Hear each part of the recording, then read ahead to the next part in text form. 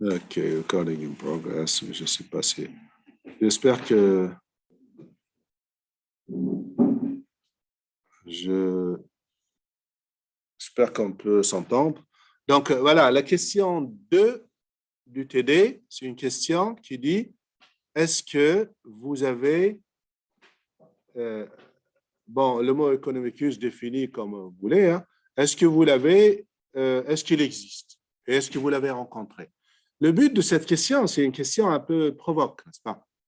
Comprenez bien qu'on a expliqué tout à l'heure avec Warren qu'il n'existe pas. C'est un idéal type comme tous les idéal types de toutes les disciplines. On se l'imagine, ça permet de raisonner sur cet être typique.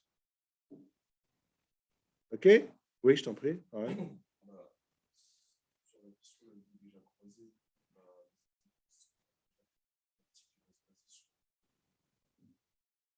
Parle fort, comme ça, on peut t'écouter dans l'enregistrement. Mais comme tu peux. Hein. Les économistes ont déjà créé un idéal type se baser sur la situation de l'économie sociale. Mm-hmm. Donc, c'est nous, en fait, cette partie, et aussi le social economicus. Car, par exemple, en société, on peut agir d'un côté en étant social economicus, et quand on est seul, on peut agir en tant qu'homo economicus. Enfin, c'est un peu des deux.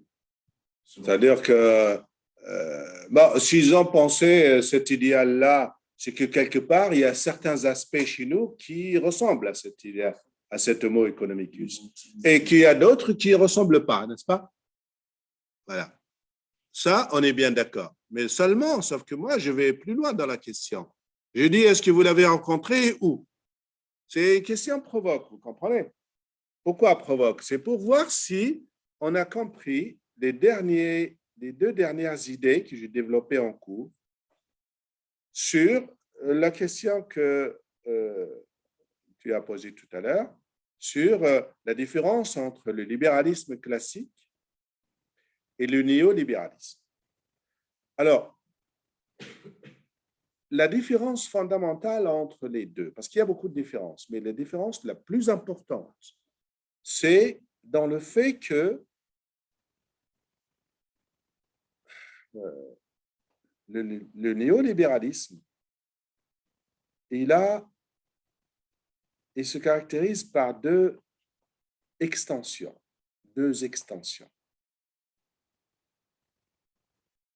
La première, c'est l'extension dont j'ai parlé dans le cours des relations d'interaction à travers le marché dans toutes les relations sociales et pas seulement économiques. Ça veut dire que l'économie de marché est devenue vraiment une économie de marché dans toutes les relations sociales. Ça veut dire que le marché, la relation marchande, s'est étendue à tous les domaines de la société. Ça veut dire qu'on a des marchés partout.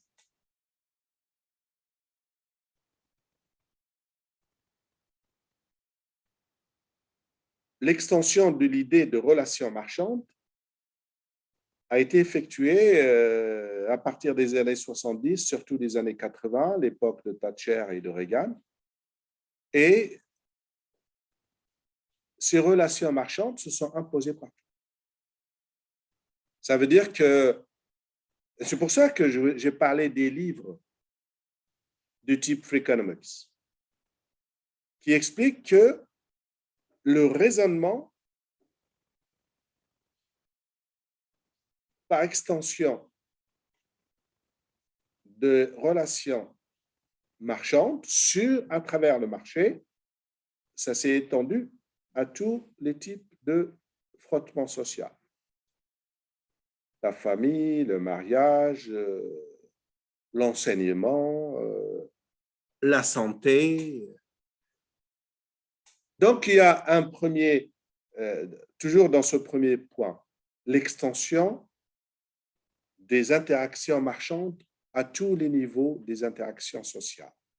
Et pas seulement la production, la consommation, l'investissement, pas uniquement, à toutes les relations humaines. Ça veut dire qu'il y a des domaines qui n'étaient pas marchands,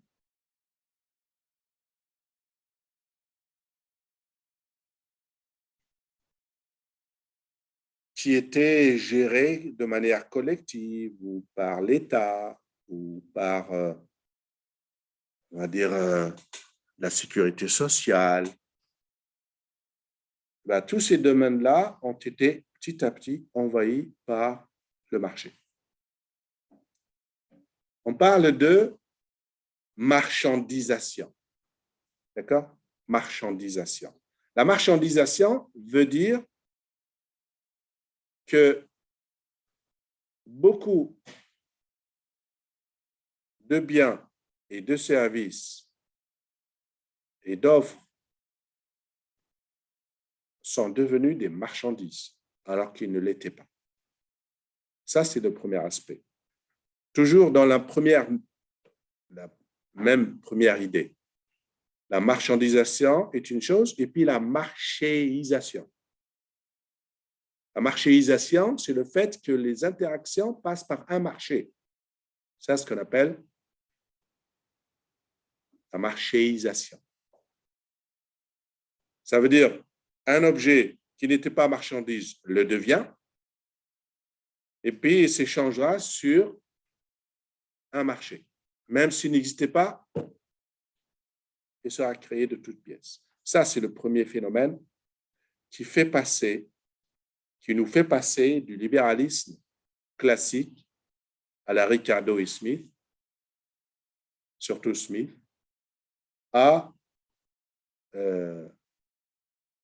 au néolibéralisme des années 80. Deuxième aspect, plus important, c'est une chose très importante et à laquelle on ne fait pas beaucoup attention, toujours pour répondre à cette question, est-ce que vous l'avez rencontré? Et vous allez par la suite me dire si vous l'avez rencontré, vous comprendrez un peu mieux la question provoque. Deuxième aspect, deuxième caractéristique de ce passage du libéralisme au néolibéralisme, c'est le fait que, vous vous rappelez comment on a dit que chaque agent, une des questions d'ailleurs du TD, c'est quels sont les agents retenus en économie ou en macroéconomie? Ménage, entreprise, État, n'est-ce pas? Voilà les agents principaux. Et on a donné à chacun de ces agents une fonction objective, n'est-ce pas? Quelle est la fonction objective de l'entreprise? Maximiser son profit. Et retenez bien, il y a une autre question dans le cours qui est comment, si quelqu'un peut me dire s'il l'a vu dans le TD, et je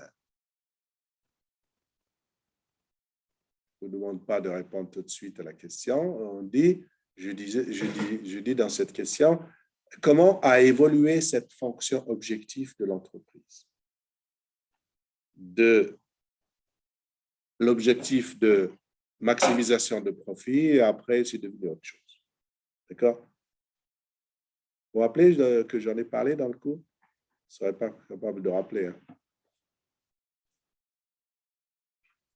Vous avez retenu une chose qu'on connaît depuis le lycée, l'entreprise, elle a un objectif de maximisation de profit. On est d'accord? Je vais parler d'un autre objectif qui est venu un peu plus tard. De la maximisation de la valeur actionnariale. Je n'en ai pas parlé? Très bien. Je donne ma langue au chat. En tous les cas, l'objectif de l'entreprise, maximisation de profit, il a évolué beaucoup. Est-ce que vous entendez parler actuellement de la responsabilité RSE, responsabilité sociale et environnementale de l'entreprise? Vous avez entendu parler de ça?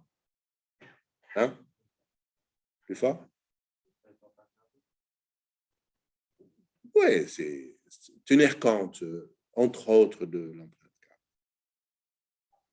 Ça veut dire qu'on critique cet objectif purement économique de l'entreprise qui est la maximisation du profit. On a compris que c'est un objectif qui ne concourt pas au bien-être collectif, surtout celui de la planète, n'est-ce pas? Et donc, on a changé un peu, on essaie de changer. Mais vous avez entendu parler de la loi Pacte. Ça vous dit quelque chose, la loi Pacte?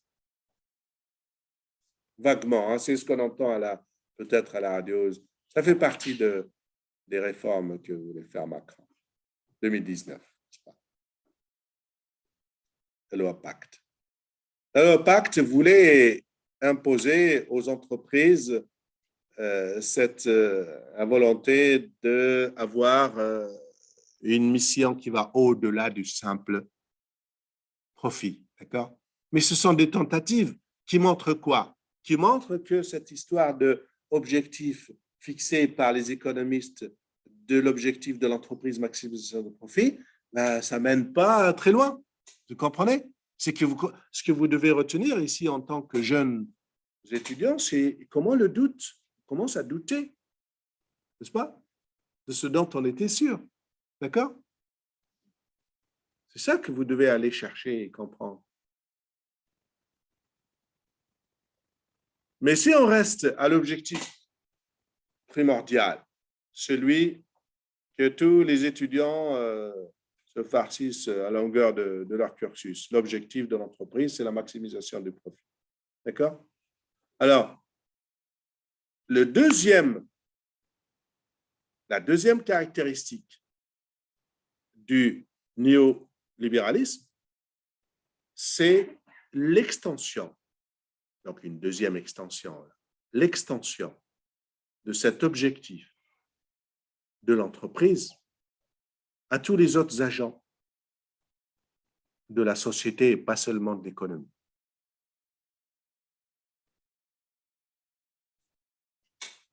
Ça veut dire que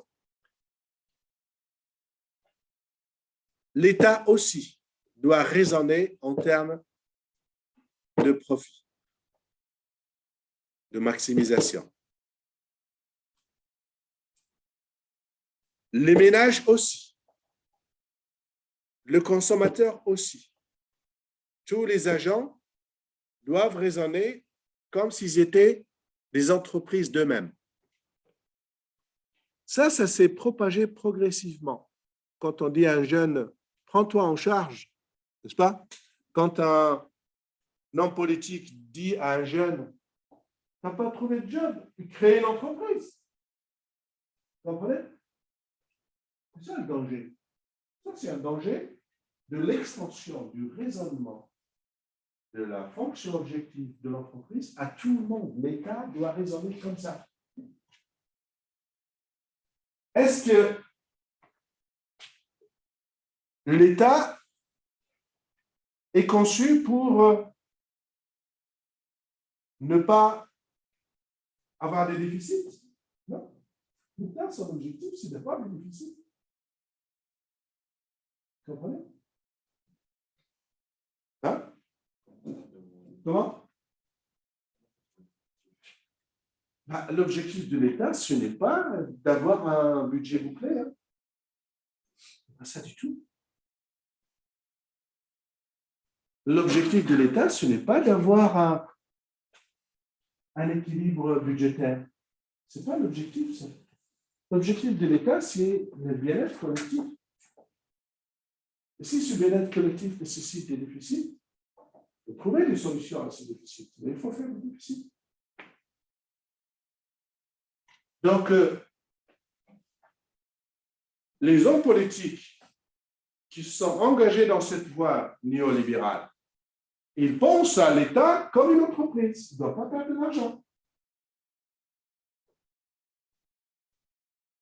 Et ils pensent au chômeur comme quelqu'un qui n'a pas réussi son entreprise. Prends-toi en charge, fais-toi une entreprise. Et être entrepreneur de soi-même, quoi. Et vous avez des jeunes couples qui se mettent en ménage et raisonnent maintenant comme une entreprise. Et raisonnent comme une entreprise. Et c'est ça que je vous ai demandé. Est-ce que vous l'avez rencontré, cet Homo economicus? Eh bien oui. Ils ont réussi à faire de nous tous des Homo economicus.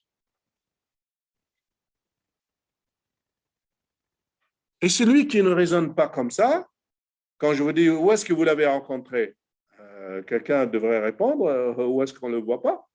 C'est rare qu'on ne voit pas d'Homo economicus. Tout le monde raisonne en entreprise. Tout le monde raisonne en entreprise. Et ça, c'est un dérapage. Un dérapage. Et c'est ça la caractéristique, la deuxième caractéristique du néolibéralisme par rapport au libéralisme classique.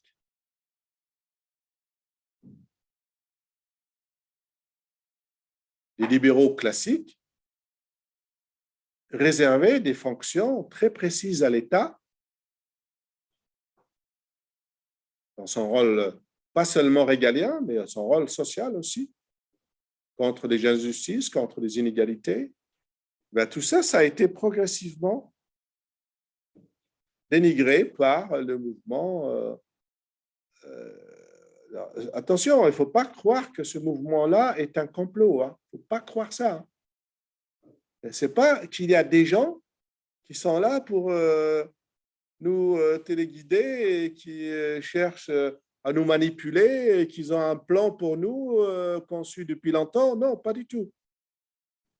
Ce que vous devez comprendre dans le cours, c'est comment progressivement on est passé d'une pensée à une autre. C'est l'objet du cours et du TD de la semaine prochaine, si je ne suis pas très malade pour le préparer. On a dit qu'on a fait une histoire des faits macroéconomiques. Ensuite, on l'a éclaté en deux pour le monde et pour la France, vous vous rappelez?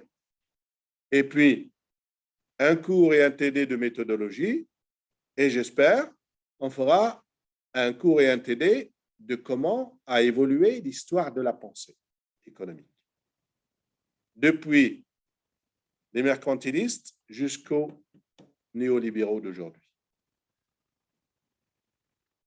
Cette évolution-là, bien sûr, elle peut demander des mois et des mois de travail, mais je vais essayer de la bâcler en une séance de cours et une séance de TD, surtout pour voilà, soulever quelques points seulement. Par exemple, ce point-là. Comment ce n'est pas du tout un complot. Et ce qui est important ici, c'est de comprendre que ce n'est pas un complot, c'est une évolution qui n'est pas naturelle, bien sûr, mais une évolution qui est qu'il faut comprendre.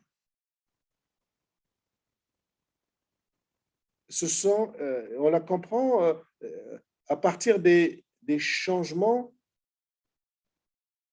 infimes, des tout petits changements que c'est pas les économistes qui peuvent s'en apercevoir ou s'en rendre compte. Généralement, les philosophes et les sociologues. Quand je vous ai parlé tout à l'heure de Bourdieu, je vous ai parlé de Foucault. Foucault était l'un des premiers à avoir décelé cette glissement du libéralisme vers le néolibéralisme assez tôt.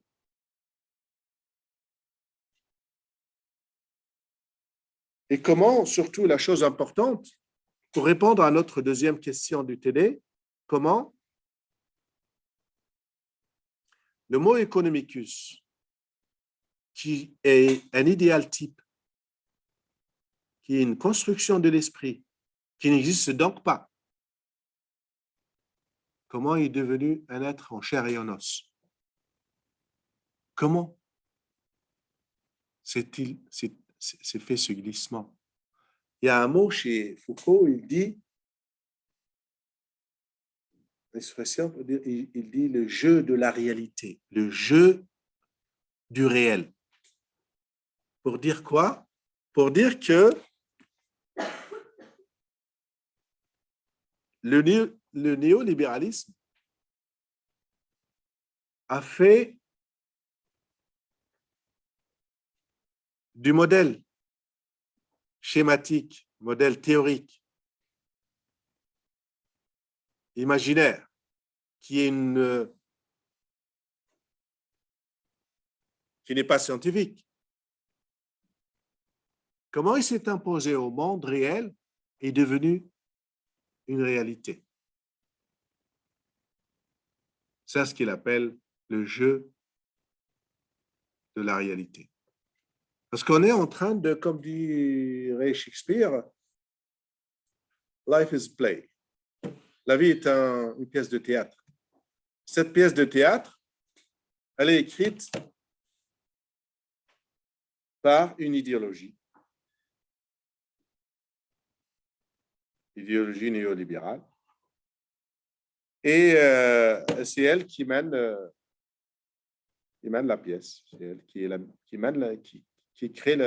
écrit la mise en scène. Et nous jouons tous cette pièce. Ça devient à la fois une réalité, puisque nous participons tous à ce jeu, puisque, comme je vous ai dit, vous avez des jeunes couples qui raisonnent comme une entreprise.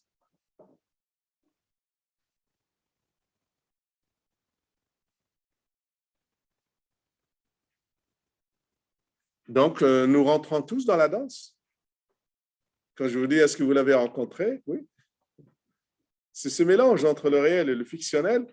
Et finalement, la réalité et la fiction de l'homo economicus, ça devient inextricable. Nous sommes tous des homo economicus actuellement, à part ceux qui partent, qui veulent faire de la résistance ou qui veulent aller dans une tuile au pain de terre en Ardèche avec des chèvres. C'est ça. C'est ça la réponse à cette deuxième question. Oui, elle existe. Et la force du néolibéralisme, c'est d'avoir rendu, donné de, comment on dit, réifié le mot economicus. Le mot economicus a été réifié. Il est devenu un être en chair et en os.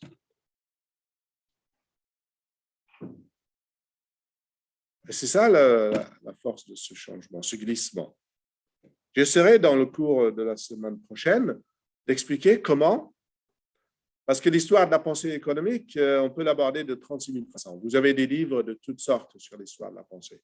Mais le thème que je vais, le fil conducteur que je vais suivre dans ce cours, c'est comment s'est fait le glissement de la pensée économique des mercantilistes, surtout à partir des classiques et des physiocrates, jusqu'à aujourd'hui. Et le fil conducteur sera comment a évolué la pensée sur la valeur des choses, parce que c'est la question importante en économie, la valeur des choses. Comprenez? Quand tout à l'heure vous avez parlé d'écologie, je vous ai dit qu'est-ce que vous, à part vos sentiments, vos bons sentiments vis-à-vis de la planète, OK, you are planet friendly. Merci de vos sentiments. Ça ne suffit pas. Il faut commencer à se préparer à acquérir des notions fondamentales dans ce sujet pour que lorsqu'on les traite en cours, vous soyez déjà préparés. Mais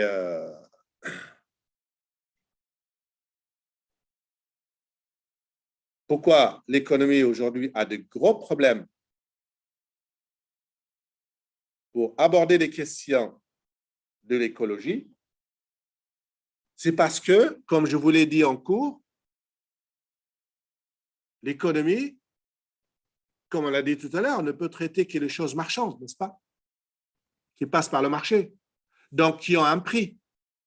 Ça veut dire que les choses gratuites que nous ne payons pas, elle ne peut pas les intégrer dans sa réflexion. L'air est gratuit, jusqu'à ce qu'il soit, jusqu'à ce que l'on manque. D'accord? L'eau peut être gratuite dans certaines conditions, dans certaines régions, jusqu'à ce que.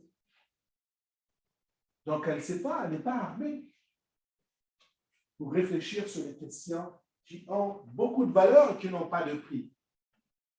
Vous comprenez? C'est là l'importance du retour à la méthodologie.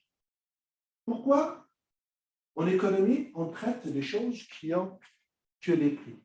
Ils peuvent avoir de très grandes valeurs. L'économie ne sait pas les traiter. Parce qu'elle comprend et elle analyse que ce qui passe par le marché et donc qui émerge avec un prix. Vous comprenez le danger là? Donc, plein de choses en écologie qui n'ont pas encore de prix, elle ne peut pas les aborder.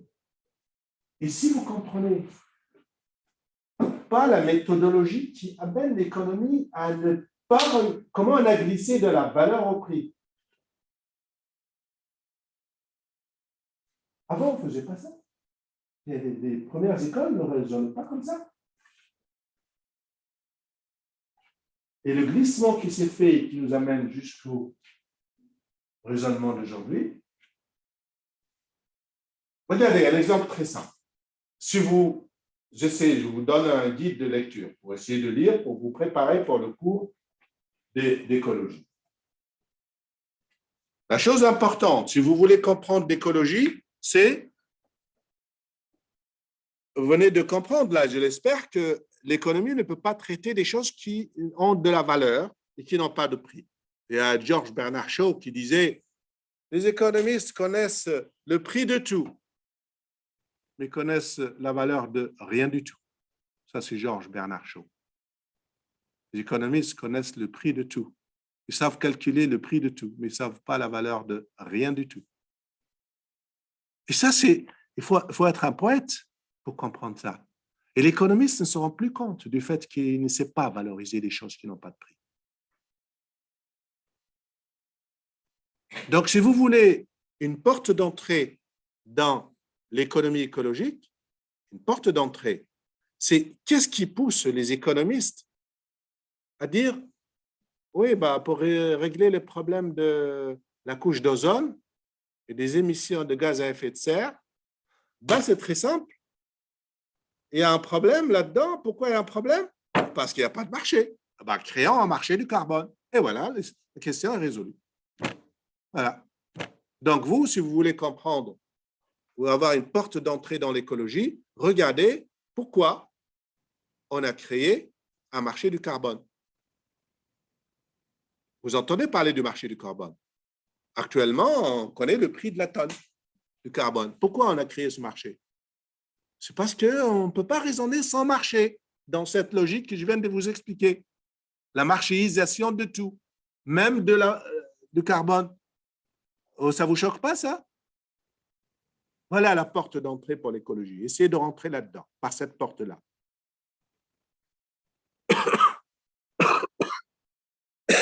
Oui, Warren?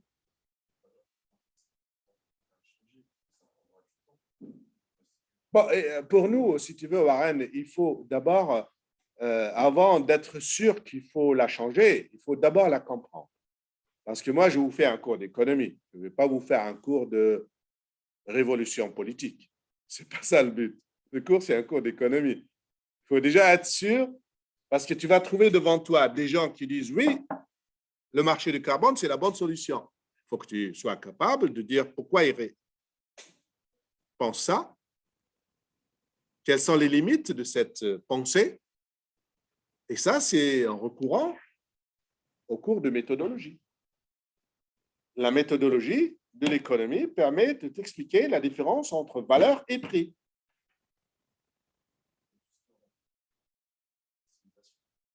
Oui, oui, parce qu'on ne peut pas raisonner le prix, il est là pour aider le calcul. Tu ne peux pas faire du calcul rationnel si tu n'as pas de chiffres, n'est-ce pas? Je vous ai dit, la rationalité, première condition, c'est le calcul économique. On ne peut pas avoir de calcul sur des choses qui n'ont pas de prix. Et le problème, c'est qu'il y a des choses qui n'ont pas de prix, qui ont beaucoup de valeur pour nous. Qu'est-ce qu'on fait? Voilà les bonnes questions qu'on doit se poser en économie. Comprenez? Parce que là, dans le cours, ici, on n'est pas là pour apporter des réponses. Hein. On est là pour donner des ouvertures sur des questions fondamentales. Et vous donner l'envie, le goût d'aller lire, de chercher, de comprendre.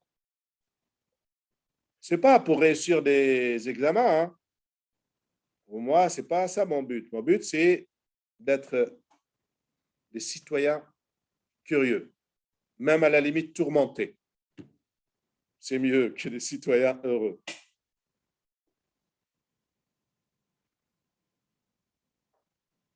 Claro?